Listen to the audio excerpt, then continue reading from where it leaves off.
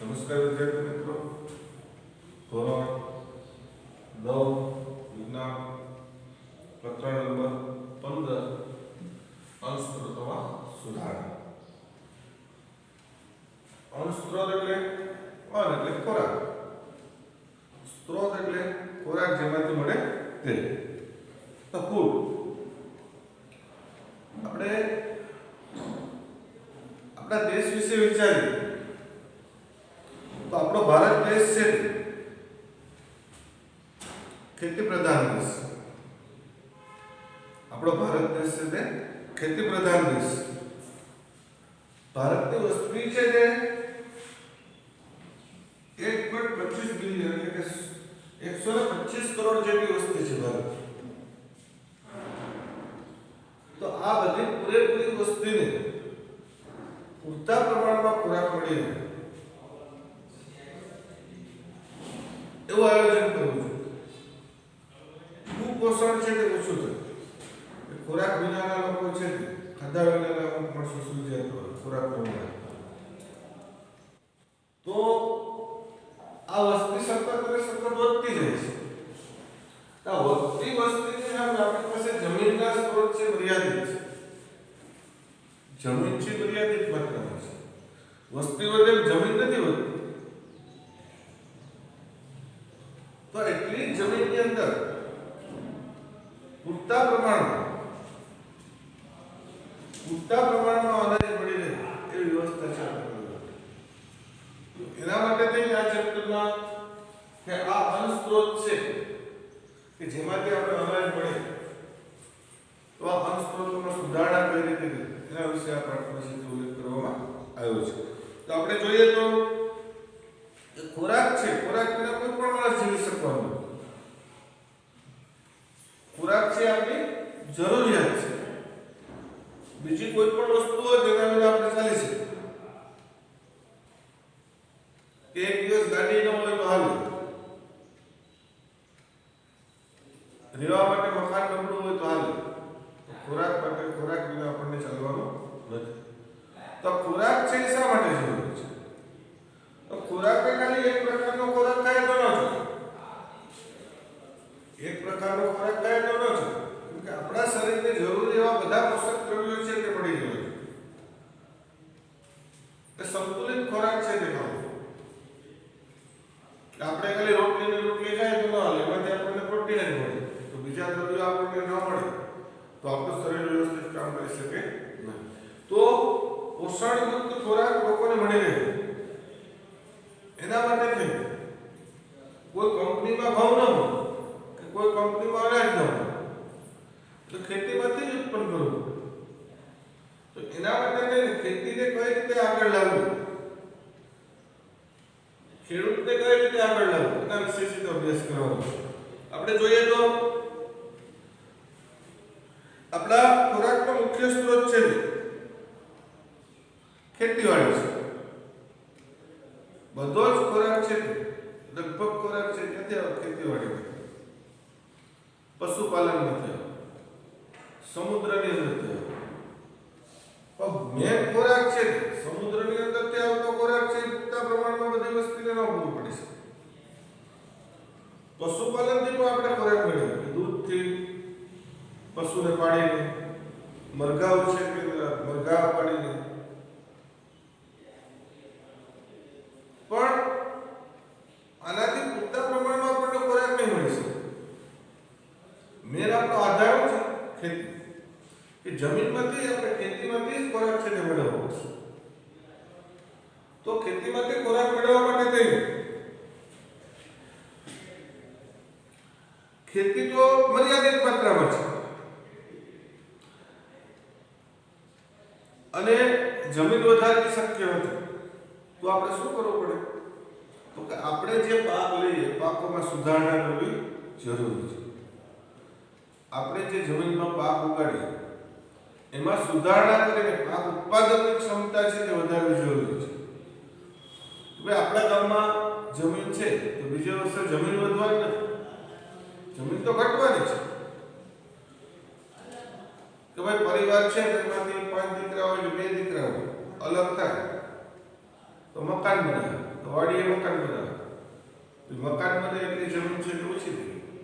આવું તો આખા દેશમાં ક્યાંક ઇન્ડસ્ટ્રી સ્થાપિત થાય, ક્યાંક રોડ નીકળે તો ખેડવા લાયક જમીનનો જ ઉપયોગ થાય. તો જમીન છે તે વધવાની નથી. તો પછી આ વધતી જતી વસ્તીને ખોરાક પૂરો પાડવા માટે થઈને આપણે શું કરવું જોઈએ? તો આપણે જે પાક વાવીએ એમાં સુધારા કરવા જરૂરી છે. તો પાક સુધારણા છે તે જરૂરી છે. પાક સુધારણા જરૂરી છે. પશુપાલન છે એનો ઉછેર આપણે વધારે કરીએ, એના દ્વારા પણ ખોરાક છે વધારી શકાય. દૂધનું ઉત્પાદન છે તે વધારે કરીએ. દરિયાઈ ખોરાક છે વધુ મળતો થાય કે ઝીંગા ઉછેર કેન્દ્ર આપણે ખોલીએ, સમુદ્રમાંથી આવતા ખોરાક છે. એટલે બધી બાજુથી થોડો થોડો વધારો છે તે કરવા જરૂરી છે. અત્યાર સુધી પાક ઉત્પાદનને વધારો આપણા પ્રયત્નો કેટલા વર્ષે સફળ રહ્યા છે કે આપણા દેશમાં જુદી જુદી ક્રાંતિઓ જોવા મળે. પહેલી ક્રાંતિ હરિયાળી ક્રાંતિ.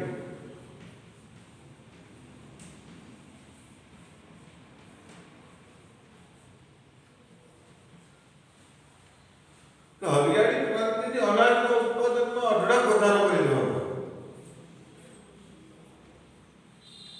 હરિયાળી ક્રાંતિથી અનાજના ઉત્પાદનમાં વધારો કરવામાં.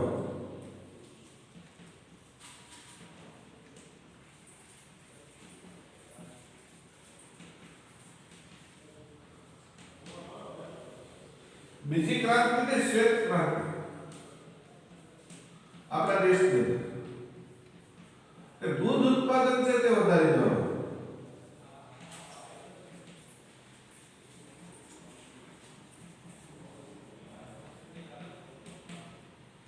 એટલે હરિયાળી ક્રાંતિ દ્વારા પાકના ઉત્પાદનમાં વધારો કર્યો અને શ્વેત ક્રાંતિ દ્વારા દૂધના ઉત્પાદનમાં વધારો કર્યો. અને એના માટે થઈને ખૂબ વ્યવસ્થિત આયોજન પણ કર્યું કે દૂધ છે, દૂધ ઉત્પાદન વધી ગયું તો ગામડે ગામડે મંડળીઓ છે તે બનાવી, ખેડૂતો ગામમાં દૂધ છે એનું વિતરણ કરી શકે.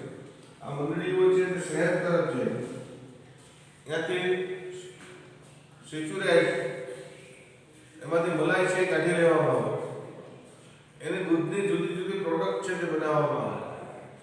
આ ઉત્પાદન તો વધી ગયું, એનો પછી વ્યવસ્થિત ઉપયોગ પણ કર્યો. અનાજના ઉત્પાદનમાં બફર સ્ટોક એકદમ વધારી દેવામાં આવ્યો. અતિશય અનાજ છે તે ઉત્પાદન વધારી દીધું, ઘઉંનું ઉત્પાદન વધારી દીધું, બાજરાનું, મકાઈનું. એને કઈ ક્રાંતિ કહેવામાં આવે? હરિયાળી ક્રાંતિ. કે બધા લોકોને અનાજ મળી રહે એના માટે થઈને સરકાર ભરસક પ્રયાસ કરી હરિયાળી ક્રાંતિ કરી. શ્વેત ક્રાંતિ કરી, દૂધનું ઉત્પાદન છે તેમાં વધારો કર્યો. એટલે કે આવી રીતે આ ક્રાંતિઓ દ્વારા અનાજ છે તેના ઉત્પાદનમાં અને દૂધના ઉત્પાદનમાં છે તે ઘણો બધો વધારો જોવા મળે છે. આ ક્રાંતિઓની પ્રક્રિયામાં આપણે કુદરતી અને નૈસર્ગિક સ્ત્રોતોને ઘણો ખરો ઉપયોગ પણ થતો. એ થોડું ઘણું કુદરતી સ્ત્રોત છે, પ્રકૃતિની અંદર આવેલા નૈસર્ગિક સ્ત્રોત છે એને નુકસાન પણ પહોંચતું હોય છે. એને નુકસાન ઓછું પહોંચે એવા પ્રયાસ છે તે કરવામાં આવે. પ્રદૂષણ છે તે ઓછું થાય. હરિયાળી ક્રાંતિ કરી તો આપણે ખાતરોનો ઉપયોગ શરૂ કરી દીધો, વધારે ઉત્પાદન વધારે, હાઇબ્રિડ બિયારણનો ઉપયોગ કર્યો તો વાતાવરણને નુકસાન તો થાય પણ આ નૈસર્ગિક સ્ત્રોતો છે ઓછું નુકસાન કરી અને આપણે આ કરવું પડે. નહીં તો વાતાવરણને વધુ નુકસાન થાય તો પાછું પ્રદૂષણ વધી જાય. પ્રદૂષણ વધી જાય તો વરસાદની માત્રા છે ઘટી, રોગચાળા ફેલાય. એટલે કે પર્યાવરણ સંતુલિત રાખવી, પર્યાવરણ જાળવણી રાખવી, આ પરિબળોને નુકસાન ન પહોંચે તેવી રીતે છે તે આ કાર્ય છે તે કરવામાં આવતું હોય છે. એટલા જ માટે ખેતી અને પશુપાલન માટે સમપોષી, નુકસાન ન કરે તેવી પ્રણાલીઓ અપનાવવી આવશ્યક છે. ખેતી અને પશુપાલન માટે કેવી પદ્ધતિઓ અપનાવવી? સમપોષી, એટલે કોઈને નુકસાન ન પહોંચે, પર્યાવરણને નુકસાન ન પહોંચે કે આ ઉત્પાદનને પણ અસર ન થાય એવી પદ્ધતિઓ છે જે અપનાવવામાં આવે છે. આ પાક ઉત્પાદન વધારે તો પાકનો અતિશય સ્ટોક થઈ ગયો તો આ પાકોને ગોદામમાં રાખવામાં આવ્યા. ખેડૂતોનો માલ છે સમયસર લઈ લેવા સરકાર દ્વારા આ વધારાનો માલ છે ને ગોદામો બનાવી નાખવામાં આવે મોટા મોટા, એમાં સંગ્રહ કરવામાં આવે. કુપોષણ અને ભૂખની સમસ્યાનું સમાધાન થઈ શકતું નથી ખાલી ગોદામ બનાવવા. લોકોને અનાજ ખરીદવા માટે ધનની આવશ્યકતા પણ હોય છે. ખાદ્ય સુરક્ષા તેના ઉત્પાદન અને પ્રાપ્તિ બંને પર આધારિત છે. આપણા દેશની મોટાભાગની વસ્તી તેમાં જીવન નિર્વાહ માટે ખેતી પર નિર્ભર છે. એટલા માટે જ ખેતી ક્ષેત્રે લોકોને આવક પણ વધારવી જોઈએ. ખાલી અનાજનું ઉત્પાદન કરી દો તો ન હાલે, અનાજના ઢગલા ગોદામમાં કરી દો તો ન હાલે. આ ઉત્પાદન વધારવા માટે ખેડૂત પાસે પૈસા પણ હોવા જોઈએ. આપણા દેશનો લગભગ 80% લોકો છે ખેતી ઉપર જ નિર્ભર છે. એનો જીવન નિર્વાહ છે તે કેના ઉપર છે? ખેતી ઉપર. કે ગામની અંદર જોઈએ આપણે ગામડામાં તો 90% લોકો છે ખેતી કરતા, 10% લોકો છે કે જે બીજા કામ કરતા હોય, દરજી છે, વાણંદ છે, સુતાર છે, તો એ લોકો પણ નિર્ભર બનાવતો હોય આ ખેડૂત ઉપર. જો ખેડૂતના ઘરમાં ઉત્પાદન ઓછું થઈ તો ઉત્પાદન ન આવે તો આ લોકોને પણ અસર પહોંચે. મજૂર વર્ગ છે જેની પાસે ખેતી નથી એ પણ કોના ઉપર આધાર રાખતો હોય? આ ખેડૂતો ઉપર. એટલે કે ખાલી અનાજ ઉત્પાદન વધારે દેવાથી ફાયદો નથી, એની પાસે પૂરતા પ્રમાણમાં પૈસા પણ હોવા જોઈએ જેથી કરીને આવનાર બીજો પાક છે તે સારી રીતે વાવી શકે.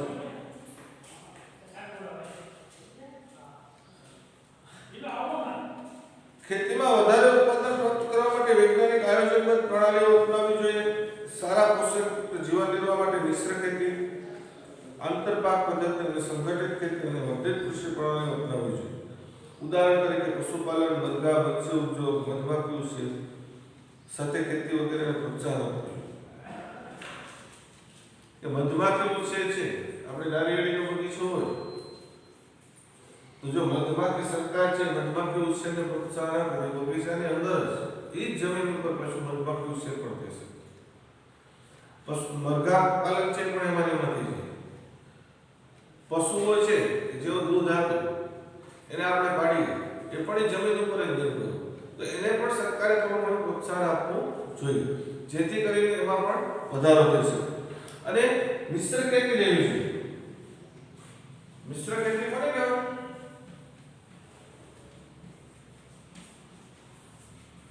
આંતર ખેતી.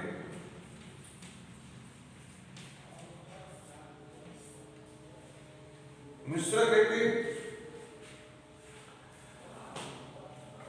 આંતર પાક પદ્ધતિ અને સંગઠિત ખેતી. આંતર પાક પદ્ધતિ કોને કહેવાય? તો કે તમે આ માંડવી છે એનું વાવેતર કર્યું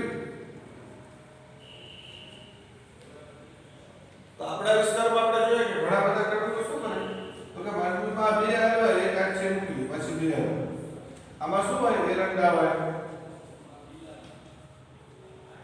કપાસ. તો શું થાય? આ માંડવી તો નીકળી જવાની છે કે આ એરંડાનો છોડ છે એના નાના થઈ ગયો છે એટલે પછી એને પાણી શરૂ કરી દે તો એરંડાનો પાક પડવાનો છે, કપાસનો પાક પડવાનો છે. આપણે ઘઉંની અંદર મરચાનું વાવેતર કરવામાં આવે. મરચી કે ઘઉં એવડે એવડે થાય એટલે મરચી છે એ સોંપી દેવામાં. ઘઉં વટાઈ પાક લણણી કરી લેવામાં આવે ત્યારે મરચીનો છોડ એવડો થઈ એટલે ખેતર છે એમાં પાછું મરચાનો પાક મળે છે. શેરડીનો પાક હોય તેમાં કઠોળ છે તે વચ્ચે લેવાનો. મકાઈ છે તેનો ઉપયોગ થતો. આવી રીતે આંતર પાક પદ્ધતિઓ પણ અપનાવવી જોઈએ જેથી કરીને એક ખેતરમાંથી આપણે વધારે પાક છે તે લઈ શકીએ. એક ખેતરમાંથી વધારે પાક અથવા મિશ્ર ખેતી પણ કરવી જોઈએ. કઠોળ છે આપણે મગફળી વાવીએ તો એમાં વચ્ચે વચ્ચે કઠોળ છે તે વાવવામાં આવતો આપણે જોતા હોઈએ ઘણા બધી જગ્યાએ. તો આવી મિશ્ર પાક અથવા કપાસ છે એમાં પણ કઠોળ છે વાવી દેવામાં. શેરડી છે શેરડીનું વાવેતર કરે ત્યારે એમાં અડદ છાંટી દેવામાં. શું થાય તો કે શેરડી છે હજી તો ઉગીને મોટી થઈ ગઈ, અડદ છે બાકી. આવી રીતે ઘઉં છે તેમાં રસકો છે છાંટી દેવામાં. તો ઘઉં વઢાય એક પાણી પાવ એટલે રસ પછીનું બિયારણ છે તે બનતું. એટલે કે મિશ્ર ખેતી છે તે ખેડૂતોએ અપનાવવી જરૂરી છે, જેથી કરીને ટૂંકા ગાળામાં સમયમાં એક જ ખેતરમાંથી એક કરતા વધુ પાક છે આપણે લઈ શકીએ. એટલે કે પશુપાલન, મિશ્ર ખેતી, મરઘાઓ છે, મધમાખીઓ છે, આવી બધી વસ્તુઓને પ્રોત્સાહન આપી, ખેડૂતોને પ્રોત્સાહન આપી અને ખેતી છે એની અંદર વધુ ઉત્પાદન છે તે આપણે મેળવી શકીએ. એટલે કે આપણે જોયું કે અત્યાર સુધીમાં ભારતની અંદર બે ક્રાંતિઓ છે, હરિયાળી ક્રાંતિ અને શ્વેત ક્રાંતિ. હરિયાળી ક્રાંતિથી અનાજના ઉત્પાદનમાં વધારો કરવામાં આવ્યો, શ્વેત ક્રાંતિથી દૂધના ઉત્પાદન. ટૂંકા પ્રશ્ન પૂછે હરિયાળી ક્રાંતિ અને શ્વેત ક્રાંતિ. આ સિવાય મિશ્ર ખેતી એટલે કે આંતરપાક પદ્ધતિને શું કહેવામાં આવે? મિશ્ર ખેતી કહેવામાં આવે.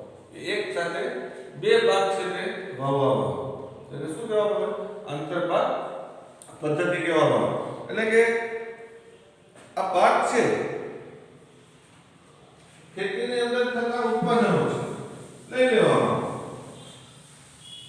ખાલી આપણે ઘઉં જ વાવીએ તો હાલે નહીં, કે માણસના શરીરની અંદર જુદા જુદા પોષક દ્રવ્યોની જરૂર. આપણે છે ને જુદા જુદા પ્રકારના ખોરાક છે. તો કે આપણે છે કાર્બોહાઈડ્રેટની જરૂર. કાર્બોહાઈડ્રેટ્સ નો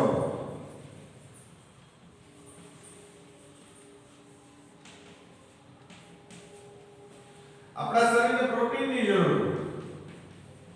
પ્રોટીન વાળા ખોરાકની જરૂર, ચરબી વાળા ખોરાકની જરૂર, વિટામિન્સની પણ જરૂર.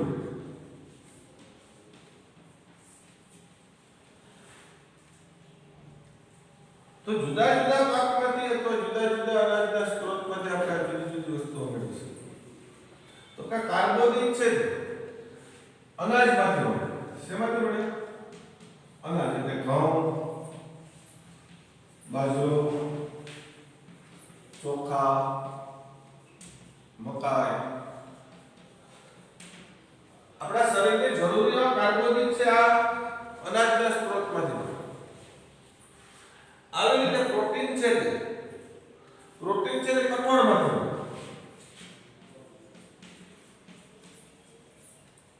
અડદ, મગ, વટાણા, આવા ઘણા બધા કઠોળને આપણે ખબર છે. બધા કઠોળમાંથી આપણને શું મળે? પ્રોટીન છે તે પૂરતી પ્રમાણમાં મળતું હોય છે. આવી રીતે ચરબી છે દૂધમાંથી મળે, તેલમાંથી મળે. તેલ એટલે સિંગ તેલ, સોયા તેલ, સોયાબીન, કપાસિયાનું તેલ. આ સિવાય દરિયાઈ સજીવોમાંથી મળે.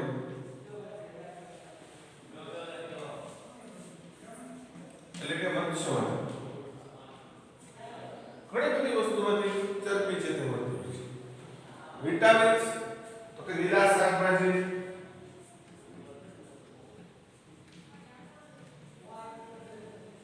અથવા લીલોતરી વસ્તુઓ એમાંથી એ પણ આપણા શરીરને જરૂર છે.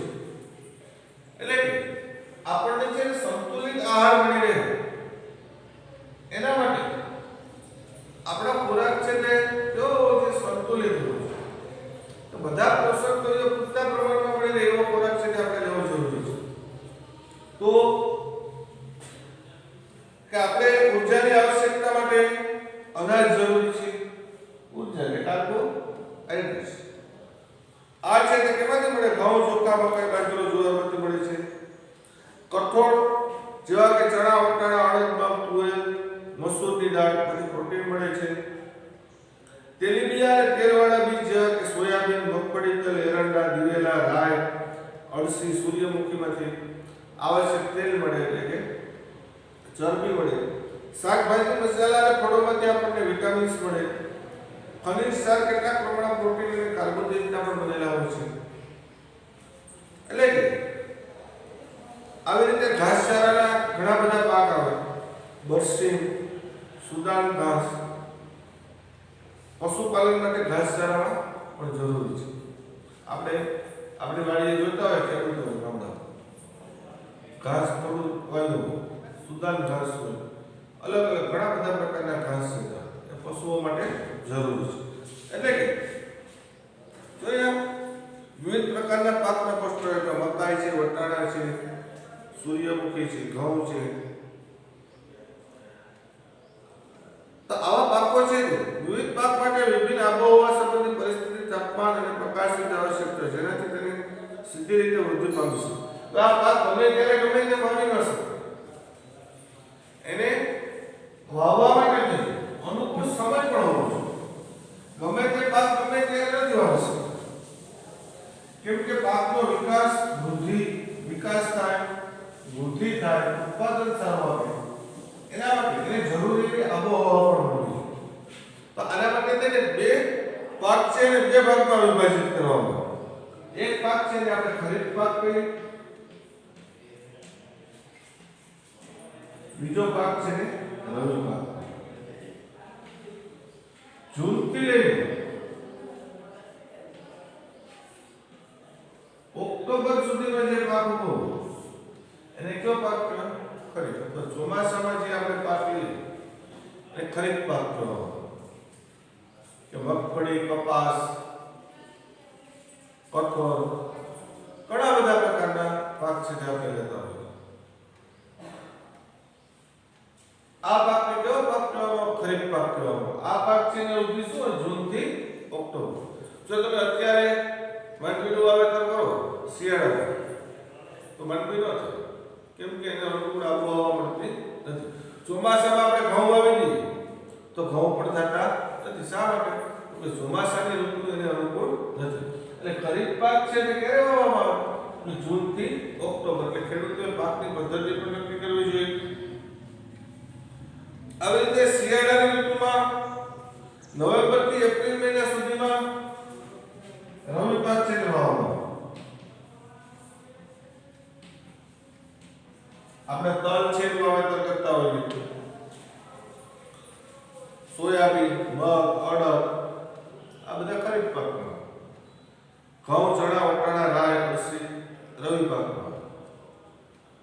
ચણા છે શિયાળામાં થાય, ચોમાસામાં ન થાય. ઘઉં પણ શિયાળામાં થાય, વટાણા પણ શિયાળામાં થાય, અળસી, આવા બધા પાક છે તેને રવિ પાક કહેવામાં આવે છે. વિદ્યાર્થી મિત્રો, આજે આપણે હરિત ક્રાંતિ, શ્વેત ક્રાંતિ, મિશ્ર પાકો, ખરીફ પાક અને રવિ પાક વિશે અભ્યાસ કર્યો. આગળ હવે પાકની જાતિઓમાં સુધારણા કઈ રીતે કરવી, પાક ઉત્પાદનમાં સુધારણા અને પાકની સુરક્ષા અને પ્રબંધન કેવું એના વિશે આગળના લેક્ચરમાં આપણે અભ્યાસ કરીશું.